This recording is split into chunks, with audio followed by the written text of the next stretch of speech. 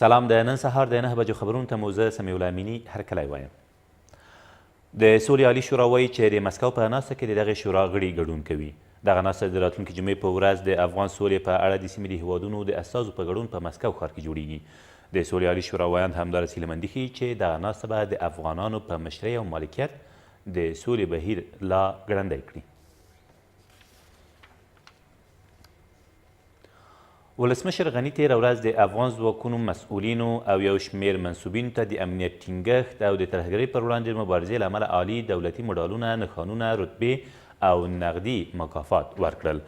ښاغلي غني په دې مراسمو کې د ملي دفاع او کورنیو چارو وزیرانو او د اعلی سرقمندانۍ په چارو کې د ملي امنیت سلاکار مرستیال ته د غازي وزیر محمد اکبر خان دولتي مډالونه، د ملي امنیت لوی رئیس او لوی درسیز ته د غازي امان الله خان دولتي نښانونه او د کابل ګارنیزون قمندان ته د غازي میر مسجدي خان دولتي مډال ورکړ.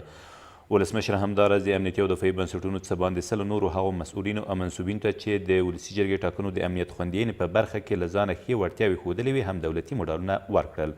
ویل کېږي په دې مراسمو کې د کورنیو چارو وزارت ستر امنیتي مرستیال ته د لوی پاسوالۍ او د وسلوال پوځ د اعلی سرقمندانۍ په چارو کې د معاونیت مرستیال او د ملي امنیت شورا دفتر د اطلاعات او همغږۍ لوی رئیس تورن جنرال بهادر شاه احمدي ته د ډګر جنرالۍ رتبې هم ورکړي دي.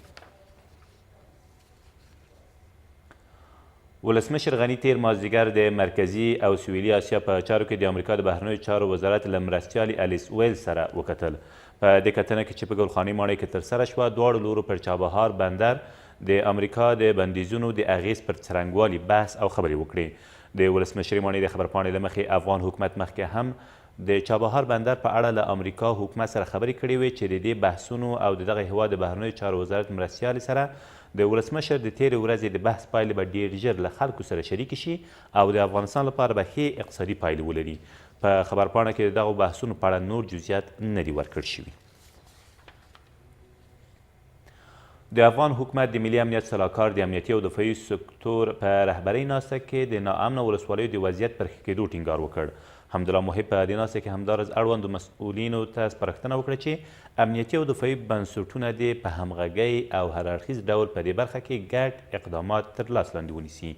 په دې ناسته کې چې تیر ماښام ترسره شوه، همداراز د فراه، ارزګان، سمنګان، فاریاب او ننګرهار ولایتونو په امنیتي وضعیت او پر خپل وخت افغان ځواکونو ته د تجهیزاتو پر رسولو بحث وشو.